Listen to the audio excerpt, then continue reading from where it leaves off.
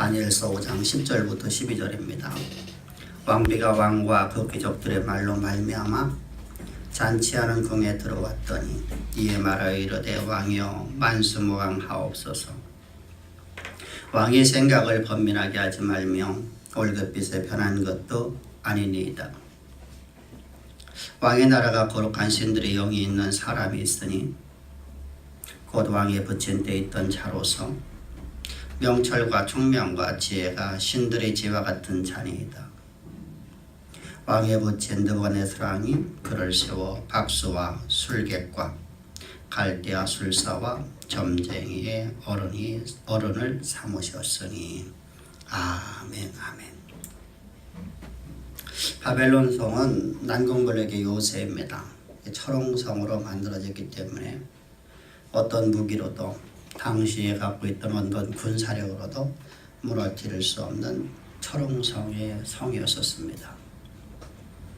그래서 벨사살 왕은 이 철옹성 안에 앉아서 자신의 영화가 느부갓네살 왕이 이루는 그 영화가 영원하리라 생각했기 때문에 그곳에서 나라가 멸망의 직전에 있음에도 불구하고 그는 향락에 취해서 그곳에 있는 모든 대신들 1000명과 함께 왕비와 그리고 후궁들과 그곳에서 향락에 취해 있었습니다. 향락에 취하다 못해서 이들은 하나님의 신성을 못 오가는 행동을 시작합니다. 그것이 바로 신하들에게 말을 합니다. 너희는 가서 창고에 가서 신전의 창고에 가서 하나님으로부터 저 예루살렘 성에서 뺏어왔던 하나님의 성에 있는 성전 기물들을 가지고 나와라.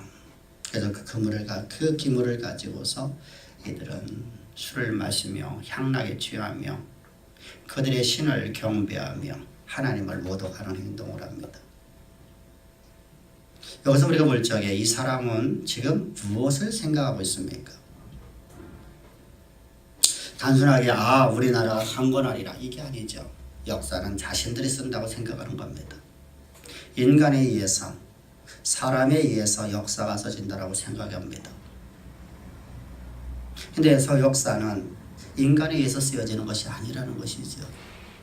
하나님이 인간을 사용하셔서 하나님의 역사를 쓰시는 것뿐입니다. 근데 마치 우리가 볼 적에는 내가 역사를 만드는가, 내가 갖고 있는 능력이 많으니까, 내가 갖고 있는 자원이 많으니까 내가 역사를 쓸 수 있다. 그래서 우리가 그런 말을 많이 합니다. 내가 자수성가할 수 있다. 나는 능히할 수 있다. 나는 모든 일을 할 수 있다. 나는 오고저고 세더라도 나는 모든 걸 할 수 있다. 그런데 이건 아주 교만한 것이죠. 하나님 그래서 말씀하십니다. 내가 너에게 능을 주지 않았다면 네가 어찌 그 일을 할 수 있겠니? 그래서 이스라엘 백성들 하나님이 구원하실 적에 하신 말씀이 첫 번째로 하신 말씀이 무엇입니까? 너희에게 내가 재물 얻을 능을 내가 주겠다. 내가 너희에게 재물 얻는 능을 준다는 것은 모든 능력을 다 준다는 것이죠. 그래서 내가 너희로 하여금 세상의 모든 민족 중에서 가장 뛰어난 민족으로 내가 너를 삼으리라. 하나님이 역사를 쓰신다는 겁니다. 하나님이 자원 주시고 하나님의 능력 주시고 하나님의 모든 명철과 지혜와 총기를 주셔서 그로 하여금 세상의 역사의 중심에 세워지는 사람으로 하나님이 세우신다는 거예요. 근데 우리는 어떻습니까?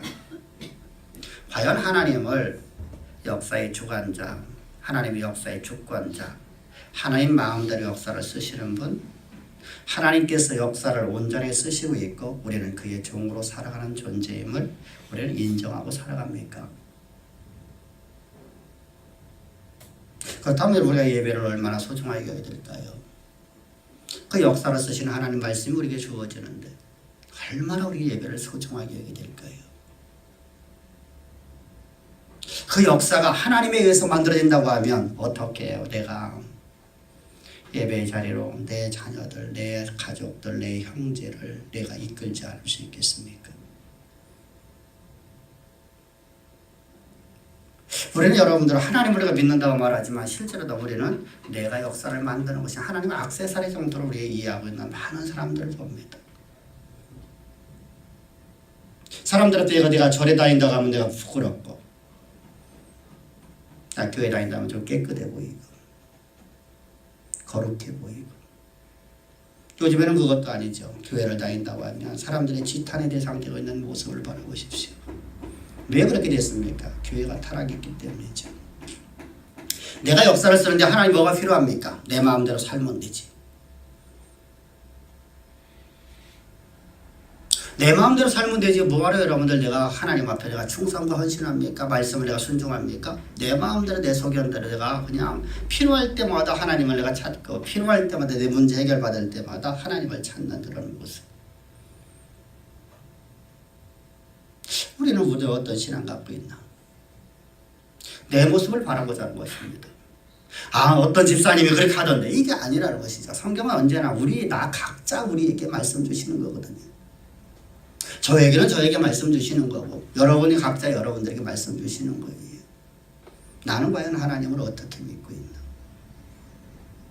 주님은 말씀하시죠.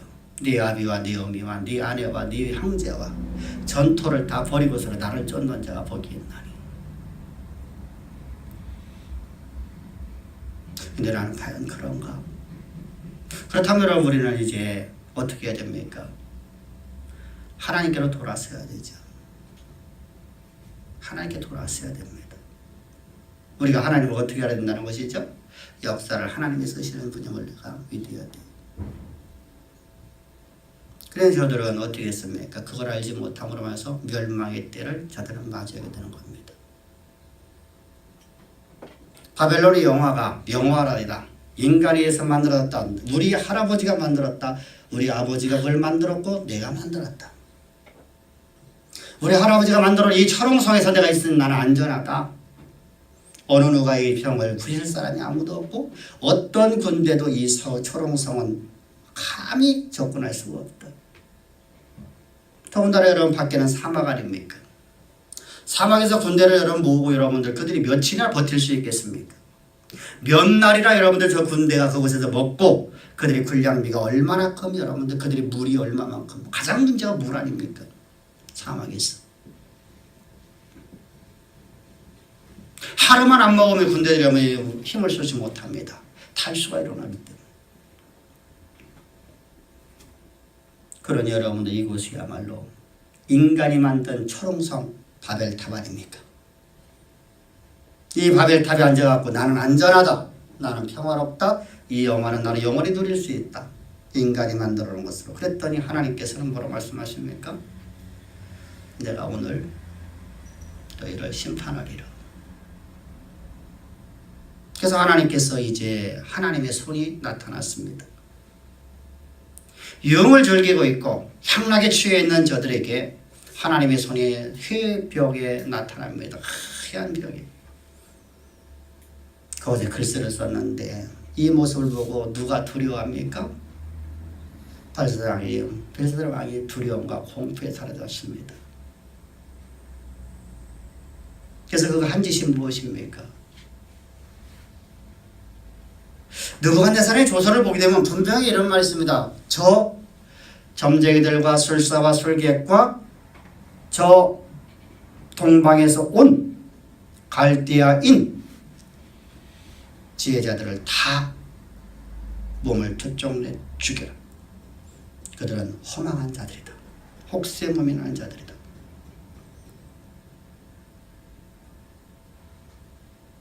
근데 여러분 지금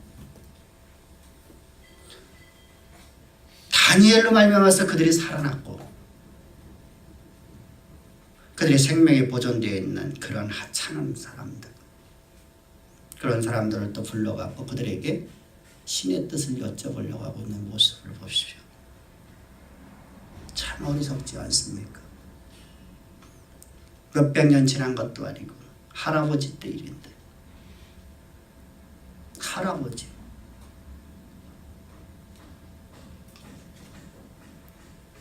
여러분들 얼마나 어리석습니까? 근데 그들이 와서 아무것도 해석하지 못하니까 더 두려움에 사로잡혀 버립니다. 이 공포심에서 얼마나 그가 떨었던지 엉덩이 뼈에서 흘러나가는 모든 관절이 다 풀어져서 헤쳐졌고 그래서 두 다리가 내가 의지하지 않아도 내 어떤 생각을 하지 않아도 두 다리가 서로만 마주쳐서 덜덜덜 떨려지는 그런 공포의 두려움에 쌓였을 적에 이때 왕비가 나타나서 이렇게 말합니다. 그때 왕비가 그 소식을 듣고 오는 거예요. 그 소식이 무엇이냐? 10절을 보면 이렇게 봅니다. 왕비가 왕과 귀족들의 말로 말미암아 잔치하는 궁에 들어왔더니 이에 말하여 이르되 왕이여 만수무강하옵소서. 왕의 생각을 번민하게 하지 말며 올리길 빚을 변할 것도 아니니이다. 지금 여기서 왕비가 나타나서 말하는 거예요. 이 왕비가 어떤 사람인가 우리가 먼저 이해를 해야 돼요. 그래서 본문을 우리가 바르게 이해할 수 있어요. 우리가 왕비가 있는데 앞에서 벨사살 왕이 왕비들과 후궁들과 함께 술을 유흥을 즐기고 있는데 그럼 이 왕비는 대체 누굽니까? 왜 성경에서 이상한 말을 써놓고 있습니까? 다른 사람이 또 하나 있는 거 아닙니까?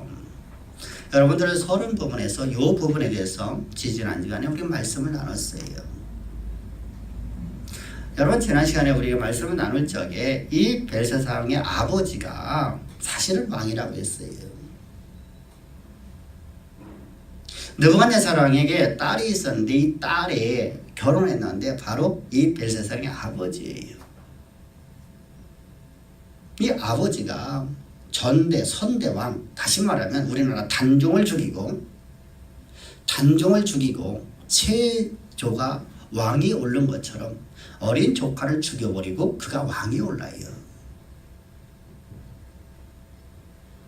그 왕이 올라가고 그가 6년 동안 다스리고 있는데 6년 만에 그가 어떻게 됐냐면 전쟁에서 패했어요. 근데 그는 무속적인 사람인데 달의 여신을 섬기는 사람이었더라. 이 전쟁에 패한 충격으로 말미암아서 그가 전설에 의하면 전설이라는 것은 그 바벨론 이 바사 왕국의 그 역사에 보면 그 사람은 무엇을 하냐면 저 아라비아 광야로 가서 그곳에서 달의 여신의 신전에 가고 그곳에서 신에게 제사 드리는 일만 해요. 그것이 지금 10년이 지난 거예요. 그러면 어떻게 해야 됩니까? 왕이 여러분들 지금 엉뚱한 데서 해갖고서 무속에 빠져 있지 않습니까? 그래서 왕으로 세워진 자가 바로 벨사살 왕이에요. 그래서 벨사살 왕은 실질도 왕이 아닌데 왕이 된 섭정왕이라고 말하는 거예요. 섭정왕. 이 아버지 그러니까 느부갓네살의 딸이 바로 누구라는 것이죠? 여기 본문에 나타나는 왕비예요. 왕비. 그 왕비가 말하는 거예요. 그가 잔치장에 들어와서 벨사살 왕에게 말하는 거예요. 뭐라고 말합니까? 왜 번민하느냐? 얼굴빛이나 별을 가리지 않느냐? 번민할 문제가 아닌데 너 왜 번민하냐? 왕비는 여러분 아들 왕이 번민에 쌓여서 큰 두려움과 공포에 쌓여있는 모습 보면서 그게 마음의 안정을 시켜주고 있어요. 왜 그렇게 할까요? 우리가 고난과 역병을 당하는 성도에 찾아가고 우리가 흔히들 이렇게 해요. 얼마나 힘드셔요. 얼마나 고통스러워요. 그 얘기를 들으면 어떠죠? 그 얘기 들을 적에 막 눈물을 흘려요. 지금 여러분 벨사살 왕은 큰 환란 당하고 있는 거예요. 지금 엄청난 고통 속에 있어요. 왜? 지금 이들에게서는 여러분 고대사에는 신이라는 신 아주 이들은요 아주 철두철미하게 믿는 존재들입니다. 신의 계시가 얼마만큼 저들에게 여러분 중요하게 자기는 말도 못하는 시대예요. 근데 지금 여러분 하얀 벽면에 손이 갑자기 나타나고 손 하나만 딱 나타나고 거기다 벽에다가 글씨를 썼는데 글씨가 거기서 기록되고 있단 말입니다. 그냥 환상석에 보여지는 게 아니라 실제로 글씨가 거기 써 있단 말입니다. 여러분 생각해보세요. 얼마나 두렵겠냐고요. 이게 어떤 징조냐? 이게 심판의 징조 아니냐? 근데 내가 알아보지 못하는 거니. 얼마나 두려웠던지 그가 이 골반뼈에서 모든 붙어있는 모든 관절이 다 풀어져서 헤쳐진 것 같이 그가 고통을 느꼈다. 두려움을 느꼈다. 그래서 의도하지 않아도 두 다리가 덜덜덜덜 떨려가고 서로 무릎이 맞추었다 라고 성경은 말씀하고 있어요. 그런 그에게 왕비가 와서 번민하지 마소서. 왜 번민합니까?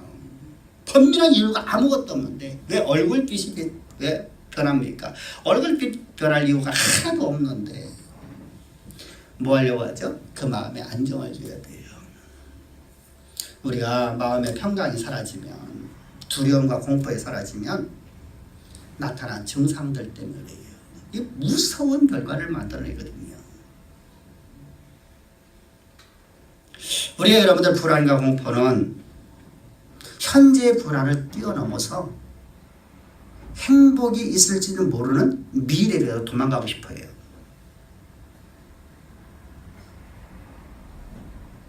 이게 자살이에요.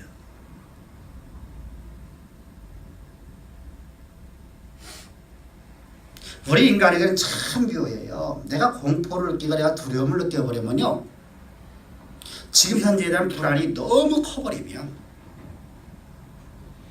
미래에 행복이 있을지도 모르는 미지의 세계로 내가 가고 싶어. 그래서 뛰어넘어서 그런 충동을 일으켜요.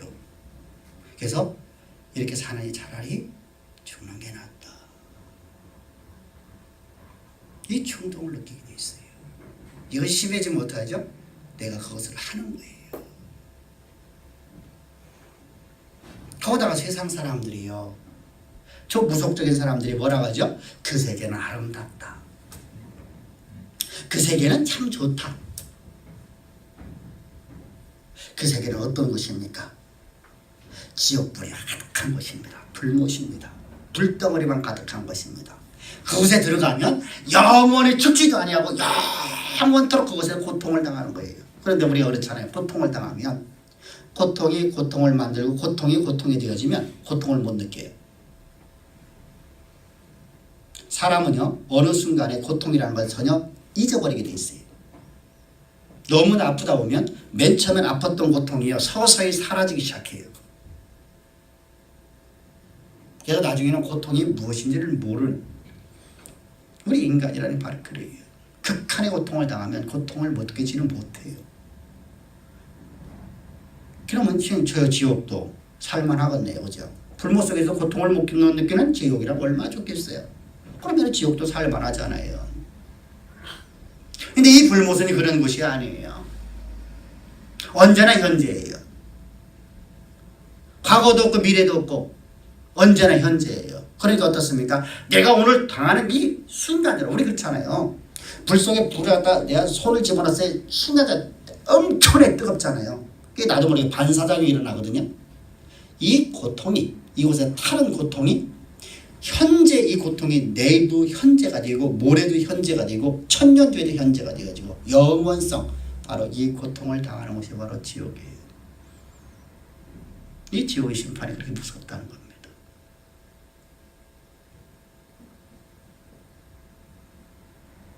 근데 우리는 세상 사람들을 말미암아서, 무속하는 사람들을 말미암아서 그곳은 아름답다, 그곳은 꽃길이다, 별소리를 다 듣죠. 그러니까 여러분, 나도 모르게끔 그곳을 벗어나고 싶은 마음이 생겨져요. 문제에서 도망가고 싶어 하는 겁니다. 이게 두려움이에요. 그래서 여러분, 사람이 절망에 빠져요. 절망에서 포기로 간단 말입니다. 사업하는 사람들이, 여러분들 오늘 여러분 환경 만나고 어려우면 그냥 포기해버리는 사람이 얼마나 많아요. 포기해버려요. 인생을 포기해버리고 다시는 도전하지 않으려고. 여러분, 이런 모습이 나타나는 것이 바로 첫 번째 반응이에요. 이 두려움의 반응이에요. 두 번째 반응이 있어요. 승리를 보지 못하게 하고 두려워하는 곳만 바라보게 만들어요. 내 인생의 승리를 절대 못 보게 만들어요. 항상 내가 뭐만 본다는 것이요? 미래에 대한 소망이 없이 내 오늘 현재의 모습이 영원하리라고 생각하게 만든다는 거예요. 내일도 이 고통이 내게 있을 거야. 모레도 있을 거야. 글패도 있을 거야. 그러니까 어떻습니까? 이 고통을 더욱더 크게 만들어버리는 거예요. 이거 보고 우리가 뭐라 하죠? 염려라고 하는 거예요. 염려. 앞에서 말씀드렸잖아요. 역사는 누가 쓰시는 거냐? 하나님이 쓰시는 거란 말입니다. 근데 하나님은 이렇게 말씀하세요. 네가 오늘 내게 순종하면 오늘부터 내가 너에게 다시 역사를 쓰겠다는 거예요.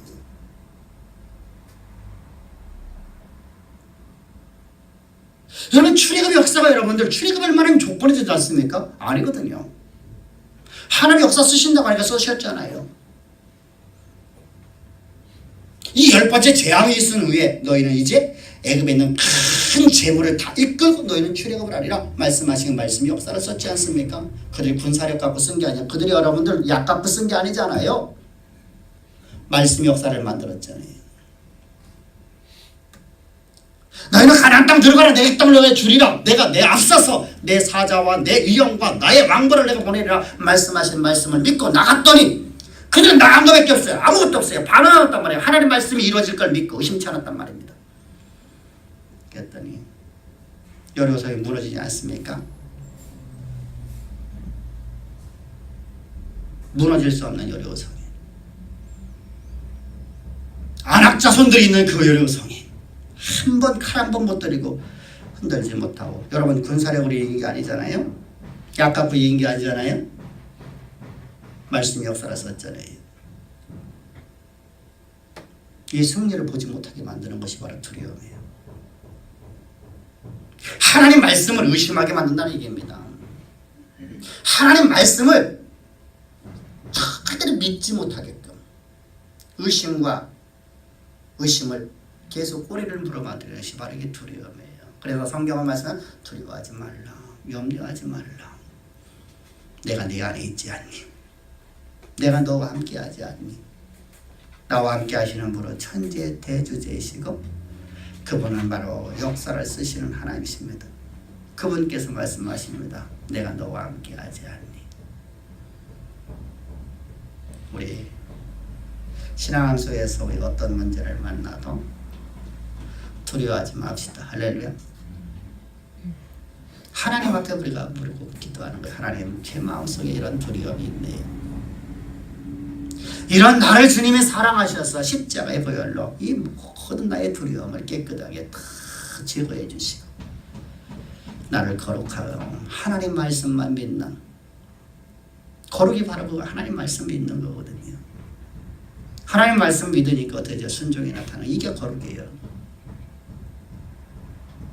거룩이라는 거 여러분들, 우리는 내가 삶을 깨끗하게 사는 게 거룩이 아니에요. 이건 세상적인 거룩이에요. 하나님의 거룩은, 하나님의 말씀은 거룩은 하나님의 약속의 말씀을 믿고 그분 말씀 앞에 순종하는 이 순종이 바로 거룩이에요. 말씀을 믿지 못하고 순종하는 것은 거룩이 아니에요. 이건 바리새인들이죠. 이건 서기관들이죠. 주님으로부터 그렇게 책망받았던 이 독사의 자식들아, 너희는 마귀에게 낳자. 너희 아비는 마귀다라고 칭함받았던 저 종교성을 갖고 있는 종교인들인 저 바리새인들. 그들은 얼마만큼 말씀을 잘 섬겨서 말씀을 더 순종했습니까? 이렇게 말하죠. 나는 율법으로는 흠이 없는 자입니다. 근데 주님은 아니다. 너는 나와 상관이 없다.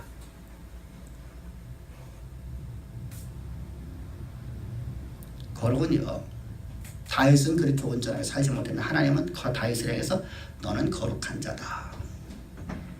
할렐루야. 그렇다고 우리가 욕부르다가 고의적으로 범죄하라는 게 아니잖아요. 우리가 오늘 실수가 있을지라도, 우리가 잘못했다 할지라도 예수님께서 나를 위해서, 내가 오늘 두려워하는 내 몸이, 내 모습이 있다 할지라도, 내 생각에서, 내 마음에서 내가 갖고 있는 모든 나의 전존재가 두려움에 떨고 있을지라도 주님께서 말씀하시죠. 야, 두려워하지 말라. 내가 너와 함께 하지 않니? 내가 너를 위해서 내 아들 십자가에 못 박혀 죽이기까지 내가 너를 사랑해서 내가 너를 구원했지 않니? 그 말씀을 들을 때 주여, 그렇습니다. 주님과 함께 나는 십자가에 못 박혀 죽고 주님이 흘리신 그 보혈로 내 모든 죄가 다 사함받아. 이 두려움이 다 사라지고 예수 보혈로 나를 온전히 감싸셔서 예수의 생명만 내게 있게 하시고 예수의 생명 가지고 내가 오늘도 살 수 있도록 내게 은혜 베푸신 하나님 말씀 앞에 내가 순종하여 찬양을 드립니다. 할렐루야. 그럼 두려움이 사라지게 돼 있어요. 이 놀라운 은혜를 베풀어, 이 신비로운 은혜를 베풀어 주셨잖아요. 근데 내가 이 두려움을 없애보려고 내가 막 노력을 해요. 나 두려워하지 말아야지, 두려워하지 마. 근데 오히려 두려움이 더 커져버려요. 우리는 인간은 스스로 다 두려움을 해결할 방법이 없기 때문이에요. 그래서 우리는 예수의 십자가의 보혈이 없이는 우리는 아무도 살아갈 수가 없어요. 그래서 바울은 여러분 일생 동안 나는 너희들에게 오직 그리스도의 십자가의 도 외에는 아무것도 당할 수가 없다. 다른 것은 안 되더라 이거예요. 다른 건 안 되더라고요. 다른 어떤 철학이나 어떤 학문이나 어떤 종교성을 갖고 내가 너에게 가르쳐도 그거 갖고 너희들이 두려움을 해결할 방법이 없다는 거예요. 오직 십자가도. 이 십자가만 내가 너희 전하노라.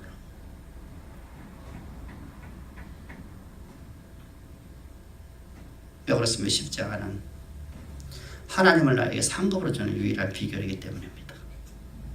할렐루야. 이 놀라운 은혜, 이 신비로운 은혜가 우리를 완전히 사로잡아서 언제나 하나님의 영광이 우리 삶을 드러나는 가장 보배롭고 존귀한 우리 모든 주양의 성도들 되기를 다시 한번 축복합니다. 할렐루야. 그래서 여러분들 이 말씀을 듣는 우리 모습 속에서 오늘 본문을 들을 적에 내가 부끄러워야 돼요. 내 모습에 그런 모습이 없는 내 모습을 부끄러워야 돼요. 나는 그렇게 살았는가? 나는 지금 그렇게 살고 있는 것인가? 하나님을 믿는다고 말하면서 나는 오늘 두려움에 사로잡히지 않는가? 내 모습을 보면서 우리는 어떻게 됩니까? 여러분, 여기 왕의 부인은 벨사살의 어머니인 느부갓네살의 딸은 왕비는 하나님의 백성도 아니잖아요. 이방 여인이잖아요. 그 여인이 뭐라고 하고 있어요? 하나님이 함께하는 사람인데 왜 두려워합니까? 근데 여러분들은 하나님이 함께 하시잖아요. 하나님이 함께하는 사람이 여러분들과 함께하는 게 아니라 여러분들은 하나님이 함께 하시잖아요. 나라가 멸망의 위기, 이 심판의 순간에 왕의 부인인 느부갓네살의 딸 벨사살의 어머니 이방 여인은 이렇게 말합니다. 왕이여, 당신의 나라에 하나님의 사람이 있는데, 그 사람이 하나 있는데 왜 두려워합니까? 왜 얼굴색 변합니까? 오늘 우리는 내 안에 하나님이 있는데도 두려움과 공포, 이것 때문에 하나님의 약속의 말씀을 믿지 못하고 의심하고 또 의심하는 내 모습을 봅니다. 얼마나 부끄럽습니까? 명절 지나고 첫 번째 주인데, 근데 본문 말씀이 이런 말씀이 어떡합니까? 명절 지나고 나서 여러분은 폭파더라 얼마나 적겠으면 저도. 근데 오늘 말씀이 지난주에 이어서 오늘 말씀이 이 말씀입니다. 근데 최고 좋은 말씀은 바로 오늘 말씀입니다. 할렐루야. 우리를 진짜 복으로 인도하는 말씀이에요. 멸망받지 않고 언제나 승리하는 삶을 살 수 있는 비결을 오늘 말씀하시는 거예요. 사실은요. 염려하지 맙시다. 내게는 하나님 계십니다. 아멘. 역사를 쓰신 하나님 나와 함께 하십니다. 그분이 말씀하십니다. 두려워하지 말라. 강하고 담대하라. 오늘 내 인생 속에서 한 번도 보지 못했던 놀라운 역사를 네가 목격하리라. 할렐루야. 이 말씀이 우리 심령으로 사로잡아서 이 말씀에 우리가 사로잡힌 보배로운 성도들이어서 하나님의 영화로움이 여러분의 삶에서 그대로 드러나기를 다시 한번 주의 축복합니다. 그러면서 말하는 것이 누구냐? 다니엘을 소개하는 거예요. 이렇게 다니엘을 부르고 있어요. 참 멋있지 않은가 봐보세요. 11절 보면 왕의 나라에 거룩한 신들이 여기 있는 사람이 있다. 그는 왕의 붙인 때 있던 자로서 명철과 총명과 지혜가 신들의 지와 같은 자이니. 근데 여기서 왕의 붙이는 누굴 말하는 것이죠? 느부갓네살을 말하는 거예요. 이게 우리 표기법하고 달라요. 우리는 할머니, 할아버지, 아들, 손자 이렇게 표현하잖아요. 근데 저들의 표기법은 어떠냐면요, 할아버지도 아들, 아버지라고 불러요. 그냥 표기법이 하나예요. 이게 그래서 어쩔 수 없이, 그래서 우리가 보면은 우리가 성경을 보다 보면은 손주에게 아들이라고 표현을 한단 말이죠. 근데 이 당시에 이 히브리어가 아주 단어가 몇 개 안 되는 단어를 갖고 쓰고 있어요. 그래서 히브리어는 우리가 일반적으로 한 200개 정도를 우리가 외우고 있으면, 단어를 외우면 어느 정도 히브리어를 할 수가 있어요. 히브리어가 쉬워요. 근데 이 히브리어는 지금 쓰고 있는 히브리어하고 달라요. 이 히브리어는 성경에 기록되어 있는 히브리어로서 주전 3세기부터 이 히브리어가 사장되기 시작해요. 우리나라에 옛날에 언문 있잖아요. 언문. 지금 언문을 갖다 놓으면 아이들 못 읽는단 말이죠. 지금 50대, 60대 된 사람들은 옛날에 훈민정음을 읽었어요. 나란 말싸미 하는 거 뭐죠? 훈민정음이라는 뭐라고 하는 거? 우리 외웠잖아요. 그죠? 거기에 이제 단어들이 나오니까, 이런 단어 읽었구나. 우리가 대충 우리가 알아들 수 있는데, 지금 애들은요, 그거 몰라요. 사장돼 버렸다는 것이죠. 그래서 지금 언어는 우리 어렸을 때, 초등학교 때 배웠던 맞춤법하고 다 달라요. 다 달라요. 그럼 우리 윗대에서 쓰던 거는요, 지금 몰라봐요. 지금 그 단어를요. 지금 애들은요. 이처럼 헬라 세계를 제패하니까 헬라를 동경하는 마음이 생겨서 우리나라에도 외래어가 우리나라 국어로 많이 들어왔죠. 미국어가 우리 국어로 많이 들어왔단 말입니다. 이처럼 들어오다가 저들은요, 그냥 히브리어가 사장돼 버려요. 우리나라는 그냥 존재하고 있는데. 우리가 존재한 이유는 뭐죠? 일제시대 때 훈민정음 재래본인가 그것이 불타서 소실되지 않았기 때문이에요.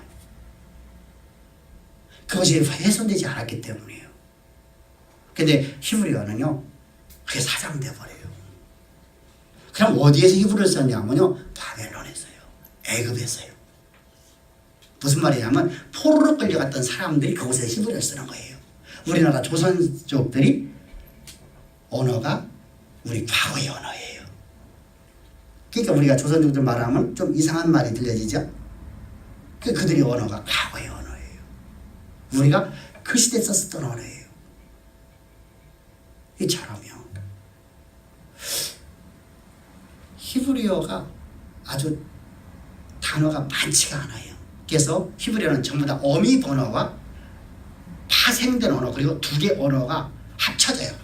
어떤 글자를 표현할 적에 어원은 똑같은데 하나의 단어에다가 여기다가 어미를 변화시키고, 그리고 어미 변화만 시키는 것이 아니라 이제 두 단어를 갖다 합체해 갖고서 두 단어를 하나로 만들고 또 쪼개고 이런 식으로 해요. 그래서 히브리어가 어려운 건요, 문법적으로 좀 어려워요. 문법적으로. 단어는 그렇게 어렵지 않은데 문법적으로 좀 어려워요. 그래서 왜 느부갓네살이 누가 했던 사람이야? 종묘에 썼던 사람. 근데 왜 지금 벨사살 왕과 그의 아비는 다니엘을 등용해 쓰지 않을까?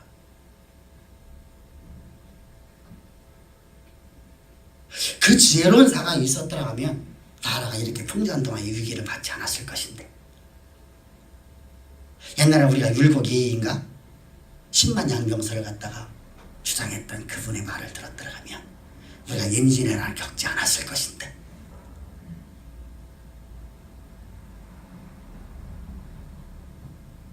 세계 어느 나라 당파 싸움이 있는데 문제는 젊은 왕이 들어오면 다니엘이 당시에 나이가 많아요. 다니엘이 느부갓네살이 죽던 562년경에 다니엘의 나이가 60이 넘었어요. 근데 고대사에서 육신농은 엄청나게 금농인이잖아요. 그러니까 젊은 사람들이 말을 들으려고 하는 것이 보편적으로다가 보세요. 우리도 그런 얘기하죠. 젊은 피로 바꾸자. 젊은 피로 바꾸자. 그럼 나라 망해요.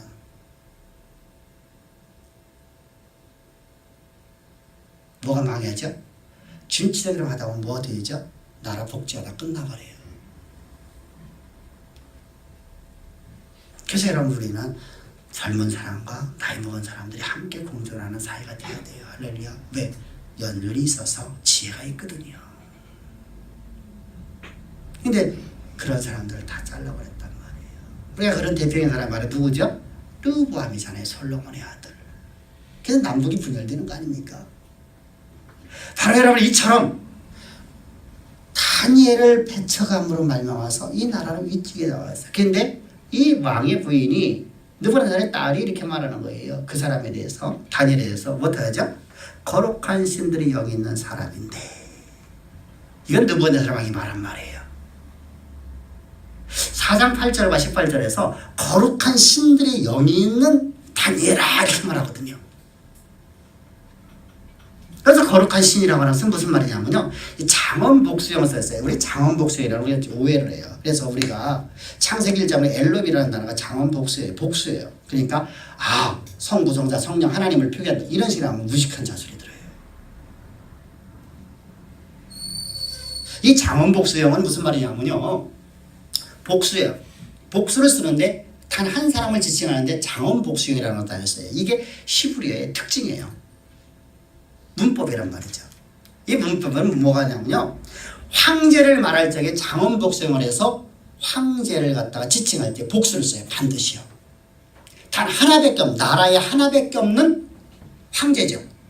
둘이 있으면 안 써요. 복수형을, 이 장원복수형을 쓰질 않아요. 하나님 오직 유일하신 하나님이든지 장원복수를 쓰는 거예요. 창조주는 오직 한 분밖에 없다. 역사를 쓰시는 분은 한 분밖에 없다. 이 표현법이 바로 뭐예요? 장원복수형을 써요. 그래서 신들이라고 우리 말 보여는 번역되어 있어요. 근데 사실은 이 신들이라고 번역하면 안 돼요. 어떻게 번역한다고? 여기 거룩한 신에 함께하는 사람이 있다. 이렇게 말해야 돼요. 그가 누구라는 거예요? 다니엘이라는 거예요. 역사를 쓰시는, 역사를 만드시는, 오늘 역사를 이끌어가시는 신이 함께하는 사람인데 왜 두려워합니까? 놀랍지 않아요? 저는 이 말씀을 들으면서, 저는 이 말씀을 내가 준비하면서 제가 너무너무 부끄럽더라고요. 나는 과연 이 하나님을 온전히 믿고 있었는가? 어떤 내가 환경을 내가 의지해서 살던데 무슨 없었는가? 환경 때문에 나는 이렇게 말하지는 않았을까? 목사라고 하면서, 하나님의 사자라고 말하면서 주어진 조건 때문에 내가 이렇게 말했던 적은 없는가? 이렇게 설교했던 적은 없는가? 내 모습을 자꾸만 그려보더라고요. 부끄럽더라고요. 이방 여인은 하나님이 역사를 쓰시는 분이라고 말하고 있는데 나는 역사를 하나님이 쓴다고 믿지 못하고 있는 내 모습. 은연중에 나 입에서 나오는 말이 아이들에게나 성도님들에게나 다른 어느 곳에서도 가르치면서도 나는 그런 말을 한 적이 없는가? 여러분, 우리는 역사를 쓰시는 분이 나와 함께 하십니다. 역사를 쓰시는 하나님이 함께하는 자가 나와 함께하는 게 아니라 역사를 쓰시는 분이 오늘 나와 완전한 연합되어서 내가 주 안에, 주가 내 안에 있음을 믿는 믿음 안에 사십시다. 할렐루야. 두 번째로다가 뭐라고 말했어요? 명철과 총명과 지혜가 신들의 지혜와 같은 자이라. 이야. 여러분, 이게 무슨 말이에요? 하나님의 신이 함께 있으니까 거룩하신 하나님이 함께 있으니까 그에게 뭐가 있다는 거예요? 명철과 총명과 지혜가 있다는 거예요. 우리 내 모습을 다시 한번 봅니다. 나는 과연 내 안에 명철과 총명과 지혜가 내 안에 있다. 하나님이 주셨다. 하나님이 나와 함께 하시니까 그분의 지혜가 그분의 그래서 호크 말하는 단어가 무슨 말이냐면 인간의 차원에 넘어선 신의 지혜가 있는 거예요. 그 지혜를 말하는 거예요. 그러니까 하나님만이 갖고 있는 지혜죠. 하나님의 지혜가 내 안에 있고 하나님의 총명 무엇입니까? 본질을 이해하고 깨닫는 능력이에요. 이걸 누구 말하면 총명하다고 누구 아담을 얘기하는 거예요. 아담이 여러분 모든 만물의 이름을 지을 적에 모든 본질을 파악하고 그가 지었죠. 우리는 아담이죠. 여러분 성경은 여러분 우리를 갖다 개개인으로 말한 적 없어요. 너희는 아담이다. 첫사람 아담이었고 마지막 아담은 마지막 아담이다. 첫사람 아담은 우리 육체에 생명을 줬던 사람이고 마지막 아담은 예수를 더 우리에게 영원한 생명을 주신 하나님이시라. 할렐루야. 내가 그분 안에 있고 그분이 내 안에 있는데 그분이 가진 그 모든 것이 내 것 아닙니까? 내게 주어진 것 아닙니까? 저는 지혜가 없어서요. 저는 뭐가 없어서요. 저는 뭐가 부족해서요. 성경 말 네 말대로 드리라. 네 입에 나온 말대로 드리라. 하나님 나와 함께 하십니다. 다니엘이 똑똑해서 그런 게 아니잖아요. 여호와의 신이 그에게 감동을 주었어. 여호와의 신이 주신 그 지혜가 그에게 있어서 그는 느부갓네살 앞에서 그가 쓰임받았던 것처럼 지금 75세 넘은 아주 극노인이라고 말하는 당시 시대 속입니다. 지금은 아주 어린 75세만 정정할 때입니다. 그런데 그런 극노인을 지금 불러갖고 그를 등용했어라. 그런 문제 해결된다는 겁니다. 이런 다니엘이 있는데 뭐 걱정하느냐. 우리 걱정하지 맙시다. 염려하지 맙시다. 그리고 성령의 감동 속에서 나갑시다. 내 안에서 오늘도 말씀하시는 하나님, 오늘도 하나님의 사자를 통해서 주시는 말씀에 내 이성과 내 판단과 내 소견으로서 옳고 그름을 판단하지 말고 주의 말씀 앞에 순종하는 아름다운 성도가 되어서 하나님의 영광이 여러분의 삶에서 드러나는 그런 아름답고 복된 성도, 하나님의 모든 약속의 말씀이 여러 삶 가운데 그대로 이루어지는 역사를 쓰시는 하나님의 영광이 오늘 예배드리는 우리 주양의 모든 성들의 머리 위에 이제로부터 영원토록 항상 함께하기를 주를 축복합니다. 기도드리겠습니다. 좋으신 아버지 감사합니다. 찬양합니다. 오늘도 주님 우리를 이처럼 사랑하셔서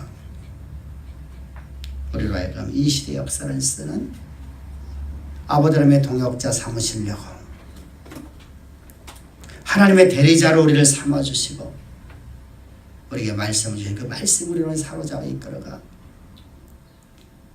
하나님의 대리자의 삶을 온전히 살 수 있도록 오늘도 말씀 주신 하나님을 찬양하며 언제나 우리와 함께 하신 좋으신 주 예수님의 이름으로 감사하며 기도합니다.